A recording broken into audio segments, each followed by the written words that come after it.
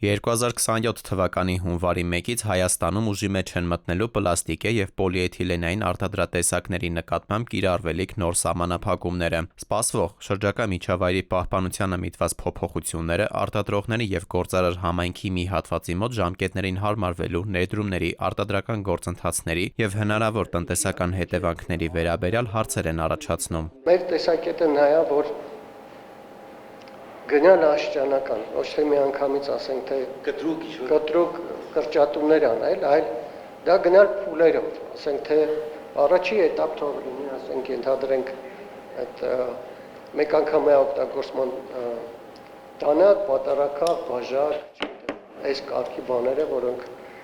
ավելի շատ հայտնվում են բնության գրկում։ Արտադրողները նշում են վերջին տարիներին կատարած զգալի ներդրումների, այդ թվում պետական աջակցության ծրագրերի շրջանակում ձեռք բերած նոր սարքավորումների մասին։ Պրոցեսի մասնակից արտադրողները հնարավոր անցումային մեխանիզմների, պետական աջակցության և արտադրության վերազինման ծրագրերի վերաբերյալ տարատեսակ առաջարկներ են ներկայացրել։ Նրանց կողմից առաջարկություններ են հնչել նաև այն մասին, որ կառավարությունը պետք է ժամանակավորապես ձեռնպահ մնա օրենքը ընդունելուց կամ առժամանակ այն սառեցնի։ Տնտեսվարողների այն մտահոգությունը, որ պետք է նոր սարքավորումներ ձեռք բերելու համար նրանք պետք է ակնկալեն նաև կառավարության որոշակի սուբսիդավորման ծրագիր ունենալ, կառավարությունը պիտի ունենա, որ նրանց նոր տեխնոլոգիական հոսքագծեր ձեռք բերելու համար սուբսիդավորի, որոշակի չափով հարկային արձակուրդ սահմանի նրանց համար։ Շրջակա միջավայրի նախարարությունից էլ ընդգծում են, քաղաքականությունը իրականացվում է փուլային սկզբունքով, իսկ օրենքի ուժի մեջ մտնելու ժամկետն էլ հաշվի առնելով տնտեսվարողների առաջարկները արդեն իսկ մի քանի անգամ հետաձգվել է։ Հստակ ունենք, արգելվելու է պոլիէթիլենային տոպրակները, որ կան նաև բացառություններ,